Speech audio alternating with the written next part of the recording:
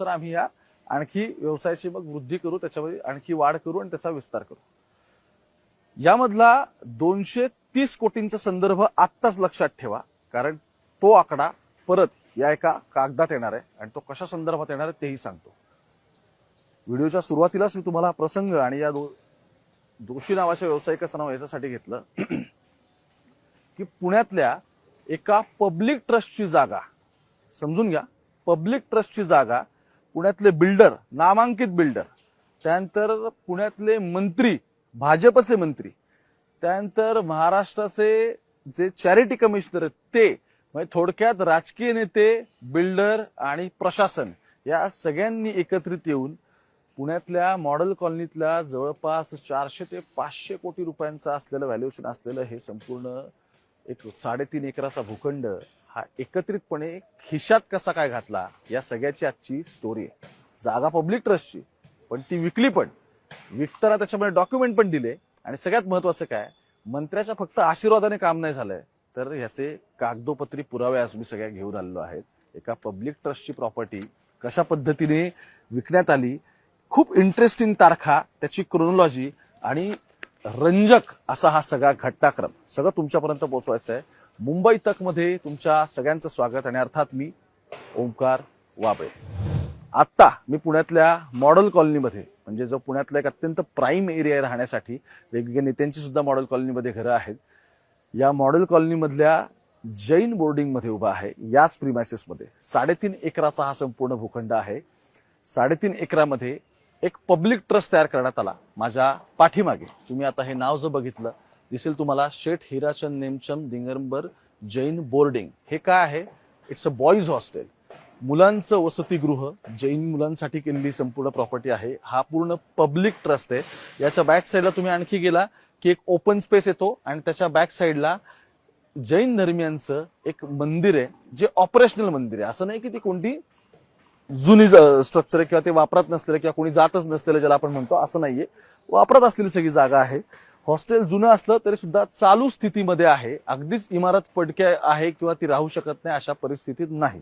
आता मूळ स्टोरीकडे येऊ आणि याच्यामध्ये मी जी एक एक नावं घेत जाईल, ज्या घटनाक्रम सांगत जाईल, तो अत्यंत महत्वाचा या सगळ्यामध्ये ठरेल. आणि मग या सगळ्यामध्ये पेपर टू पेपर एकेका व्यक्तीची कशी एंट्री होते, लिलाव किती रंजक पद्धतीने होतो आणि सगळ्यात महत्वाचं काय तर 2 दिवसामध्ये 70 कोटींचं लोन अगदी फटाफट मंजूर कसं काय होतं, सगळं समजून घ्यायचं आहे. सगळ्यात पहिली तारीख या सगळ्यामधली तुम्हाला जी सांगितली होती, नोव्हेंबर महिन्यातली, नोव्हेंबर 2023 ची सांगितली होती, ज्यावेळी या चकोर दोषी नावाचे जे व्यक्ती आहेत त्यांचा माझ्या माहितीनुसार मुलगा चिराग जोशी आता संपूर्ण गोष्टी बघतात सगळ्या, आणि ही दोषी फॅमिली, यांचे रिलेटिव्ह वगैरे हे सगळ्या पब्लिक ट्रस्टवरती आहेत. हे स्वतः व्यावसायिक आहेत पण पब्लिक ट्रस्ट सुद्धा चालवतात, कारण त्यांचा तो पूर्वापार, त्यांच्या आधीचे पण काही फॅमिली मेंबर्स या सगळ्या ट्रस्टवरती होते. पण पब्लिक ट्रस्ट ऍक्ट काय सांगतो त्याआधी समजू आणि मग याच्यामध्ये एक एक पुढे जाऊ. पब्लिक ट्रस्ट ऍक्ट सांगतो की तुमचा जर ट्रस्ट हा धोक्यात किंवा फायनान्शियल डिफिसिट मध्ये असेल, त्याच्याकडे चालवण्यासाठी पैसे नसतील, तर तुम्हाला 2 ते 3 मार्गांनी पैसे गोळा करता येतात. एक, तुम्ही पब्लिककडून रेव्हेन्यू गोळा करू शकता, म्हणजे पब्लिक फंड्स थ्रू तुम्ही येऊ शकता. आणि त्यानंतर मग समजा आपण असं म्हणू की हे हॉस्टेल बंद पडत आलेलं होतं, हे हॉस्टेल चालवायला पैसे नव्हते, तर मग तुम्ही पब्लिक फंड्स रेज करू शकता. दुसरं, तुम्ही आहे ती प्रॉपर्टी एखाद्या विकासकासोबत शेअर करून, तुम्ही शेअर करून, सेल करून नाही, विकून नाही म्हणते, शेअर करून, की आता प्रॉपर्टीतला काही हिस्सा त्यासोबत तुम्ही पार्टनरशिप करून, ट्रस्ट स्वतः करून किंवा ट्रस्टची काही प्रॉपर्टी तुम्ही लीजवर देऊन त्यातून तुम्ही इन्कम घेऊ शकता. आणि त्याच्यावर तुम्ही जी सेवाभावी कामं करताय, तुम्ही हॉस्टेल चालवताय कमी पैशामध्ये, किंवा मुलांसाठी आणखी काय खानावळ तुम्ही सुरू केली आहे, एखादं ट्रस्ट स्वतःचं मंदिर आहे तिथे जे धर्मदाय आयुक्तालयाच्या अंतर्गत येतं, तर या सगळ्यासाठी तुम्ही फंड तुम्ही रेज करू शकता. पण इथे उलट आलंय. इथे असं झालंय की ट्रस्टीजने हात मिळवणी करून, आणि अर्थात बिल्डरचा ह्या सगळ्यावरती अशा प्राईम प्रॉपर्टीचा डोळाच असतो, यांच्यासोबत संगनमताने इथे जी लोक सगळी येतात यांच्या अपरोक्ष आहे तो 3.5 एकराचा प्लॉट विकून टाकलाय. याची विकण्याची प्रतिक्रिया इतकी इंटरेस्टिंग आहे, ती आता आपण समजून घेऊ. समजून घ्या. अमोक कलोटी नावाचे चॅरिटी कमिशनर आहेत महाराष्ट्राला. मी माहिती काढल्यानंतर मला कळलं महाराष्ट्राच्या मुख्यमंत्र्यांचे ते नातेवाईक सुद्धा लागतात. ठीक आहे. 12 फेब्रुवारी 2024 या कलोटींची महाराष्ट्राच्या चॅरिटी कमिशनर म्हणून नियुक्ती होते. ठीक आहे. पुढची तारीख या सगळ्यातली अशी आहे की 21/4/2024 म्हणजे 21 एप्रिल 2024ला याच प्रिमायसेस मध्ये पुण्याचे मुरलीधर मोहोळ जे लोकसभेचे कॅन्डिडेट असतात ते, त्यानंतर आधीचे आमदार इथले शिरोडे आणि त्यांच्यासोबत दोषी जे इथले ट्रस्टी आणखी एक बॉडीवरती आहेत, हे सगळे महावीर जयंती असते म्हणून इथेच महावीर जयंतीला सगळे जैन बांधव जमलेले असतात. त्यासाठी त्यानिमित्ताने ह्या कम्युनिटीला भेटून त्यांची आपल्याला मतं वगैरे घेता येतील याच्यासाठी ते इथे प्रचाराला येतात, दर्शन वगैरे घेतात, सगळ्यांशी भेटतात, बसतात, गप्पा होतात. ओके, त्यानंतर तिथून निघतात. यानंतर पुढची तारीख येते ती म्हणजे 16/11/2024. एप्रिल महिना संपला, निवडणुका झाल्या, त्यानंतर आली विधानसभेची निवडणूक सगळी आणि मग 16 नोव्हेंबरला याचे ट्रस्टीज काय करतात तर या सगळ्याचा valuation report of the property हा तयार करतात की आता आपल्याला जागा विकायची आपलं ठरलंय. हे ट्रस्टीज त्यांचं ठरवतात. ठीक आहे, हे ट्रस्टीज ठरवतात आणि ते व्हॅल्युएशन प्रॉपर्टी ट्रस्टच्या वतीने करून टाकतात नोव्हेंबरला. आता नोव्हेंबरला हे सगळं त्यांचं फायनलायझेशन होतं. याचा व्हॅल्युएशन पेपर माझ्याकडे आता आहे. हे अगदी तारखेनुसारचा सगळा 16/11चा हा व्हॅल्युएशन रिपोर्ट आहे. व्हॅल्युएशन रिपोर्ट 223 कोटींचा, 224 कोटींचा जवळपास काढला, 99 लाख आहेत पुढे. ठीक आहे, याचं हे व्हॅल्युएशन करून घेतात. हे झाल्यानंतर बोर्ड ऑफ ट्रस्ट कडून ट्रस्टीजला नोटीस येते आणि ट्रस्टीजला 13 डिसेंबरला सांगण्यात येतं की पुढच्या 4 दिवसात आपण या प्रॉपर्टी सेल संदर्भात मिटिंग कंडक्ट करतोय आणि त्यामध्ये मग तुमचे काय असेल ते विषय मांडा. 13 डिसेंबरला नोटीस इश्यू होते, 16-17ला मिटिंग होते, 17 तारखेला मिटिंग होते. 17 तारखेला मिटिंग झाल्यानंतर लगेच 20 तारखेला 3 दिवसात संपूर्ण प्रॉपर्टीचे व्हॅल्युएशन नुसार त्याच्या टेंडरिंगसाठी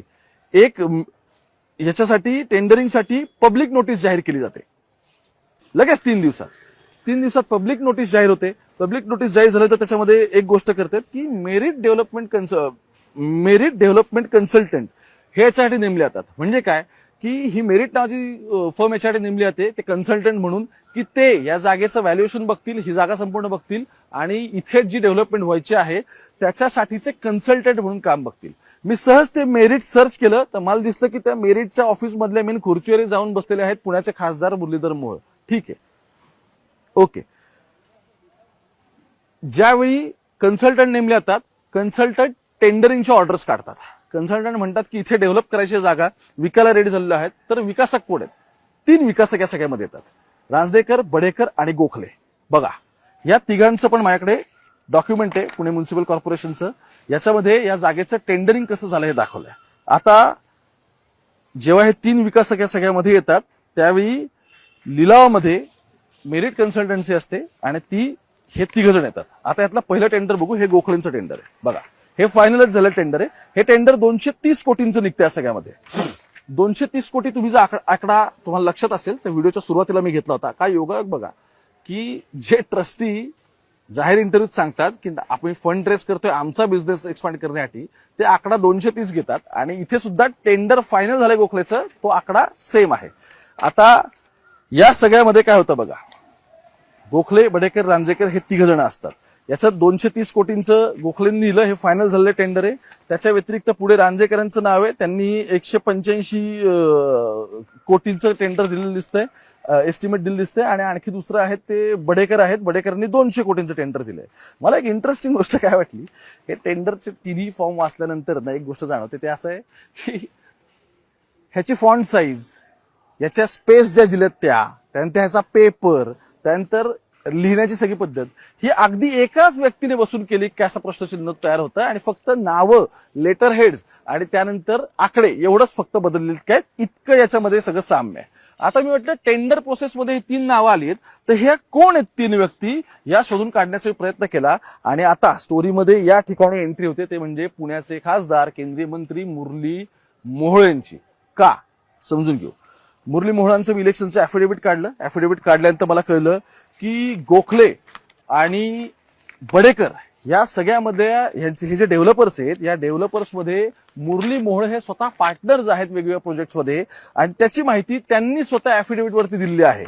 म्हणजे ह्याचे पेपर्स तुम्हाला मी आता दाखवतो, त्यांनी तुम्हाला कळून जाईल की बघा इथे त्यांनी लिहिलंय की बडेकर प्रॉपर्टीज मध्ये 50% त्यांचे शेअर्स आहेत, हे एका भांडवली बाकी त्याचे त्यांनी मेन्शन केले आहे. त्यानंतर गोखले इस्टेट LLP मध्ये ज्यांच्याकडे हे संपूर्ण गेलंय त्यांच्याकडे सुद्धा 50% शेअर्स आहेत आणि मग त्यातले ते कोणत्या प्रोजेक्ट्समध्ये हे तिथे त्यांनी वेगवेगळ्या ठिकाणी मेन्शन केलंय. हे मुरली मोहोळ यांचं स्वतःचं ऍफिडेव्हिट आहे बरं का, म्हणजे मोहोळ यांना ओळखतच नाहीत असा दावा तरी ते करू शकत नाही त्या सगळ्यांनी.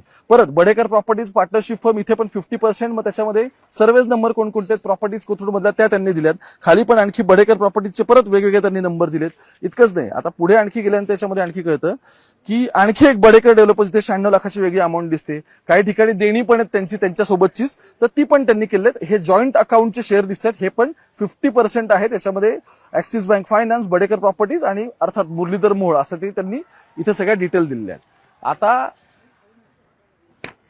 ज्यावेळी मुरली मोहोळ इथे दर्शनाला आलेले होते त्याच वेळी याचा अर्थ एक गोष्ट क्लिअर झाली होती की मोहनना या सगळ्या प्रकरणाची कल्पना होती. स्टोरीत आता आणखी पुढे जाऊ, याचा कुठे उल्लेख झाला नाही, पण मात्र मोहळांचा यातला रोल आता तुम्हाला क्लिअर झाला असेल की जे विकासक इथे करतात ते मोहळांचे कुठे ना कुठे सगळे पार्टनर सुद्धा आहेत आणि हे स्वतःच मोहळ त्यांच्या ऍफिडेव्हिट मध्ये सांगतात. आता टेंडरिंग प्रोसेस असते, टेंडरिंग प्रोसेस पूर्ण होते. ठीक आहे, गोखलेंना हे टेंडर जातं आणि मेरिट जे कन्सल्टंट आहेत ते डिसाईड करतात की गोखलेंना आता यातलं सगळं टेंडर दिलेलं आहे. 230 कोटींची मी काढली होती ती अमाऊंट याच्यामध्ये टेंडरला येते. तिथपर्यंत गोष्टी सांगत नाहीत.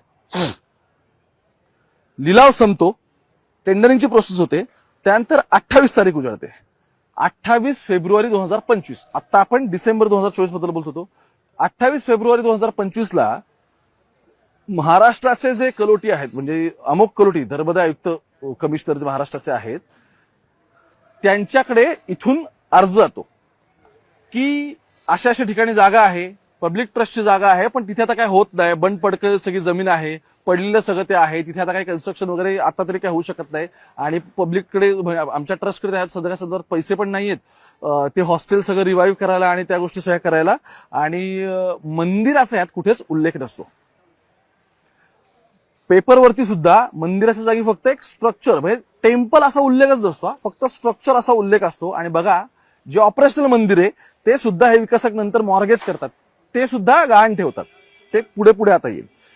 ठीक आहे, मग 28/2/2025 म्हणजे 28 फेब्रुवारीला धर्मदाय आयुक्तांकडे ट्रस्ट अर्ज करतं की ही प्रॉपर्टी तुम्ही आम्हाला विकण्याची परवानगी द्यावी, कारण प्रॉपर्टीमध्ये असे असे सगळे इश्यूज आहेत. आणि मग ऍप्लिकेशन डायरेक्ट पुण्याच्या कमिशनरकडे नाही, चॅरिटी कमिशनर, महाराष्ट्राच्या चॅरिटी कमिशनरकडे मूव्ह होतं. आणि चॅरिटी कमिशनर इंटरेस्टिंगली तोपर्यंत लोकसभा संपलेली असते, विधानसभा संपलेली असते, महाराष्ट्रात नवीन सरकार आलेलं असतं, चॅरिटी कमिशनर पण आलेले असतात नव्यानेच, हे सगळं मान्य करतात. आता फेब्रुवारीमध्ये चॅरिटी कमिशनरकडे अर्ज जातो. चॅरिटी कमिशनरकडे वर्षानुवर्ष महाराष्ट्रातल्या वेगवेगळ्या धर्मदाय संस्था, त्यांच्या प्रॉपर्टीज, मालमत्ता यांचे डिस्प्यूट पडलेले असतात. पण ही ऑर्डर मात्र ते 2 आठवड्यात क्लिअर करून देतात आणि ते म्हणतात की मी माझ्याकडून हे क्लिअर करतो की तुम्हाला ही विकायची परवानगी आहे. ठीक आहे, तोपर्यंत हॉस्टेलचा मुद्दा इथे कुठेच आलेला नसतो, त्याचा उल्लेख पण नीट केला जात नाही. 17 मार्चला पहिल्यांदा सगळ्यामध्ये हॉस्टेलचा उल्लेख येतो, तो कागदावरती पण मुद्दावर आणला जातो. आणि या संपूर्ण प्रकरणामध्ये 2च आठवड्यात मुंबईतून फाईल फक्त मूव्ह नाही होत, तर फाईल क्लिअर होते. बघा आता तिथून पुढे 4 तारखेच्या 4 एप्रिलला फेब्रुवारीमध्ये ते झालेलं असतं आणि फेब्रुवारीच्या एंडिंगला ते अप्लाय केलेलं असतं. मार्चमध्ये हॉस्टेलचा मुद्दा येतो आणि एक एक करून साधारण एप्रिल महिन्याच्या पहिल्या आठवड्यामध्ये हे जागा विकून टाका अशी परवानगी पण काढून टाकतात. त्यानंतर मेचा महिना उजाडतो. 15 मेला या सगळ्याचं साठेखत होतं. 15 मेला साठेखत होतं. त्यानंतर पहिल्यांदाच ज्याचा कधीच उल्लेख झालेला नसतो त्याचा एक स्ट्रक्चर म्हणून असा उल्लेख कागदोपत्री येतो. बघा मी या सगळ्याचा मॅप काढला, डेव्हलपरचा, गोखलेंचा हा सगळा मॅप आहे. या मॅपवरती तुम्ही बघितलं तर इथं कुठेच टेम्पलचा उल्लेख येत नाही. नव्याने जे ते करणार आहेत त्या ठिकाणी त्यांनी सांगितलं की आम्ही कोपऱ्यामध्ये म्हणजे 3.5 एकराची जागा आहे, तर त्यातल्या 3.5 गुंठ्यात आम्ही नवीन पोरांना हॉस्टेल बांधून देऊ. ते पण 235 क्षमतेचं आत्ताच हॉस्टेल आहे, हे 150चं बांधून देतात. म्हणजे आहे ती क्षमता आणखी कमी करतात नवीन हॉस्टेलमध्ये. ठीक आहे, त्याच्याकडे त्या मुद्द्याकडे पण येतो. पण इथे टेम्पलचा कुठेही उल्लेख आलेला नसतो. एक रॅन्डम स्ट्रक्चर म्हणून या सगळ्यामध्ये फक्त उल्लेख करतात. आता मुद्दा फक्त इथेच थांबत नाही. या सगळ्यामध्ये जेव्हा साठेखत वगैरे होतं मे महिना जातो, जून जातो, जुलै जातो, तोपर्यंत ही कम्युनिटी सगळी जमते, हे यांना प्रोटेस्ट करायचा असतो, ह्या सगळ्या गोष्टी सुरू होतात. पण 24 सप्टेंबरला या सगळ्या प्रकरणामध्ये हायकोर्टात ही याचिका करतात. ती याचिकेची प्रत आहे माझ्याकडे. 24 सप्टेंबरला हे याचिका करतात. याचिका केल्यानंतर कोर्ट त्याच्यामध्ये सुनावणी लावतं आणि 9 ऑक्टोबरला या सगळ्या प्रकरणाचा निकाल येणार असतो. 9 ऑक्टोबरला निकाल येण्याआधीच 8 तारखेलाच जे आहेत डॉक्युमेंट आपल्याकडे ते अवेलेबल, त्याच्या बेसिसवरती हे जे गोखले ज्यांनी हे टेंडर घेतलेलं असतं, ते गोखले बिल्डर्स ह्या संपूर्णचं सेल डीड म्हणजे खरेदी खत करतात. 7 तारखेला ते बुलढाणा अर्बनला आणि आणखी एक बँक आहे, त्या दोघांना अप्रोच होतात. 6 तारखेला अप्रोच होतात. 7 तारखेला म्हणजे 7 ऑक्टोबरला त्यांना बँक लगेच दोन्हीचं अमाऊंट म्हणून 70 कोटीचं कर्ज मंजूर करते. नेक्स्ट डे, एका दिवसामध्ये, आधी एक दिवस अर्ज, दुसऱ्या दिवशी 70 कोटींचं कर्ज मंजूर करते आणि लगेच 8 तारखेला म्हणजे 9ला निकाल येणार आहे.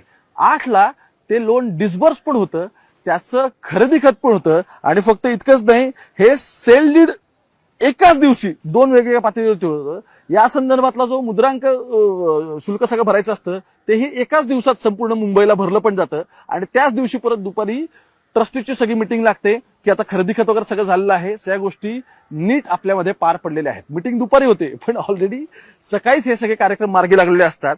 9 तारखेला या संपूर्ण प्रकरणाचा निकाल लागणार असतो. त्याच्या आधीच 2 दिवस ही संपूर्ण जागेची मालकी कागदोपत्री इंटरेस्टिंगली ट्रान्सफरही होते आणि एका दिवसात इथले तहसीलदार, तलाठी ज्यांच्याकडे हे सगळे डॉक्युमेंट असतात, हे सगळे एका दिवसात सगळं क्लीन करून टाकतात. आणि सगळ्यात महत्वाचं काय,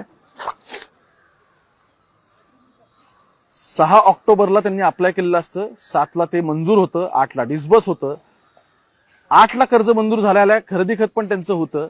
सगळे अधिकारी या सगळ्यामध्ये सामील असतात. लोकल अधिकारी हे पटापट पटापट सह्या करतात आणि त्यांच्या नावाने संपूर्ण ही जागा, ही मालमत्ता ट्रान्सफर करतात. आता मूळ प्रश्न या सगळ्यामध्ये असा उरतो की एका दिवसात तर हे सगळं झालं, पण मूळ मुद्दा असा या सगळ्यामध्ये अनुत्तरित आहे, ते म्हणजे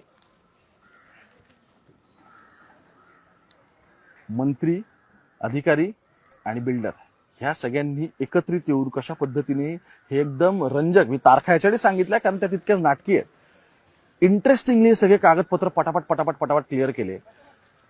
मॅप्स असे दाखवले चॅरिटी कमिशनर सुद्धा की तिथे मंदिर किंवा टेम्पल किंवा धर्म असं म्हणजे जे धर्मदायुक्तांच्या अंडर येतं असं कोणतीच गोष्ट नाहीये. There is just a structure. ते स्ट्रक्चर टेम्पल म्हणून त्यांनी एस्टॅब्लिश नाही केलं. नंतर खरेदी खत करायच्या वेळी त्यांनी सुद्धा ते स्ट्रक्चर असंच दाखवलं आहे. आता जैन धर्मीयांची अशी मागणी आहे की एकतर पब्लिक ट्रस्ट आहे, त्याची प्रॉपर्टी तुम्हाला सेलच करता येत नाही, तर तो पब्लिक इंटरेस्ट वे चालणारा ट्रस्ट असताना या ट्रस्टीजने परस्पर त्यांच्या ह्याच्यात राहून निर्णय कसा घेतला. दुसरं, राजकारणी आणि बिल्डर तर अपॉर्च्युनिस्टिक आहेत, त्यांना तर ह्या गोष्टी हव्यातच ना. त्यामुळे ते तर इतके इंटरेस्टिंग यामध्ये घुसले की त्यांनी इतकी मस्त यंत्रणा दाखवली की जी यंत्रणा एरवी तुम्हाला तहसीलदार ऑफिसमध्ये, तलाठी ऑफिसमध्ये गेल्यानंतर तुम्हाला रांगेत तर उभं राहावं लागतं, हे जाऊ द्या, महिने कामं निघत येतो लोकांची, वर्षानुवर्ष काम अडकलेली असतात. तिथे यांचे एका दिवसात गोष्टी क्लिअर झाल्या. बँकेकडून लोन डिस्बर्स होताना तुम्ही कोणते लोन अप्लाय करा, ते किती वेळ लागतो हे तुम्ही बघा, आणि अमाऊंट 70 कोटी असेल तर साधारण त्यासाठी काय काय द्यावं लागतं बघा. आणि या सगळ्यासाठी जी गोष्ट मॉर्गेज करण्यात आली ते म्हणजे इथलं मागचं जैन धर्मियांचं मंदिर, ज्याचा ही संपूर्ण प्रॉपर्टी मॉर्गेज करून त्याच्यावरती ते लोन करण्यात आलेलं आहे. त्यामध्ये हे मंदिर सुद्धा येतं, हॉस्टेल सुद्धा येतं आणि हा संपूर्ण प्रिमायसेस येतो. ह्या व्हिडिओच्या सुरुवातीला मी तुम्हाला म्हटलं होतं 230 कोटी रुपये उभे कुठून राहणार आहेत. आता तो लिलाव 230 कोटीचा आहे, तशी प्रॉपर्टी 450 पावणे 500 कोटींची आहे. त्यामुळे आपल्याकडे ते ब्लॅक व्हाईट वगैरे असं आपल्याकडे काहीतरी असतं, तर त्या पद्धतीने सुद्धा व्यवहार झालेले असतील. ट्रस्टीजला पैसेही मिळालेले आहेत, त्यामुळे ट्रस्टीज खुश आहेत. पण ज्या पब्लिकच्या बेसिसवरती हा ट्रस्ट सुरू होता ते आता काय करतायत, तर त्यांना आता आंदोलन करण्याशिवाय पर्याय नाही राहिला आणि स्वतःचं महावीरांचंच मंदिर वाचवायचं त्यांना. त्यामुळे आता त्यांच्यासमोरही दुसरा कोणताच ऑप्शन राहिलेला नाही. काय वाटतं तुम्हाला हे नक्की कळवा. आणि हे जे काही सगळे पुण्याचे शिल्पकार वगैरे सगळे आहेत यांनी